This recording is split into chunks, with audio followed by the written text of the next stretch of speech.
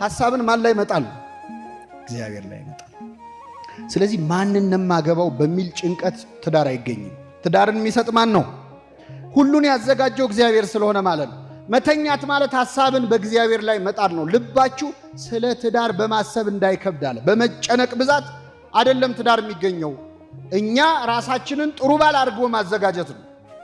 አንድ ያላገባ ሰው ማሰብ ያለብን ምን መሰላችሁ? አሁን እዚህ ማለት ያላገባችሁ ወጣቶች እኔ ራሴን ባገኘው አገባዋለሁ ወይ ብላችሁ ጠይቁ ራሳችሁን። እስቲ እንደው አሁን አንተ ሲንግል ነህ አይደለ?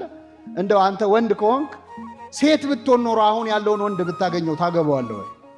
ስለዚህ ራስ ላይ ብትሰራ ይሻላል። ምሉ ስትሆን ነው ሔዋን የምትጨመረው። ወደ አዳም አመጣት። አዳም ባያት ጊዜ እኔ አዳምን ትንሽ ታዝቤዋለሁ። ይሄን ታሪክ ሳነብ ባያት ጊዜ ይቻ አጥንት ከምን ነቻለ? ትንሽ እንጠናና እንኳን አላለም። አይገርም? እንዳያት ምን ነቻለ?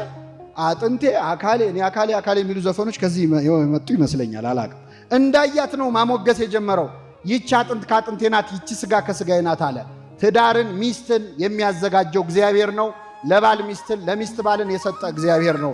ይህንን ስጦታ ለነዚህ ሙሽሮች የሰጠ አምላክ ስሙ የተመሰገነ ይሁን። ሁለተኛው ሰው እናትና አባቱን ይተዋል፣ ከሚስቱም ጋር ይጣበቃል። ሁለቱም ስንት ስጋ ይሆናል?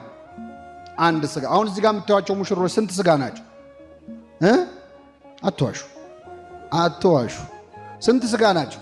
ስንት ወንበር ላይ ነው የተቀመጡት? የታክሲ ስንት ሰው ነው የሚከፍሉት? አይ አንድ ስጋ ነን ብለው አንድ ሰው ይክፈሉና እንተያያለን። አንድ ስጋ ናቸው ነው ግን የሚለው መጽሐፍ ቅዱስ። አንድ ነፍስ ናቸው አይልም። ባልና ሚስት አብረው አይኮነኑም። ነፍስ የብቻዋ ነው የሚፈረድባት። አንድ ስጋ ነው የሚለው መጽሐፍ ቅዱስ። ሁለት መሆናቸው ጠፍቶት ነው ወይ? አይደለም። ስናያቸው ሁለት ናቸው።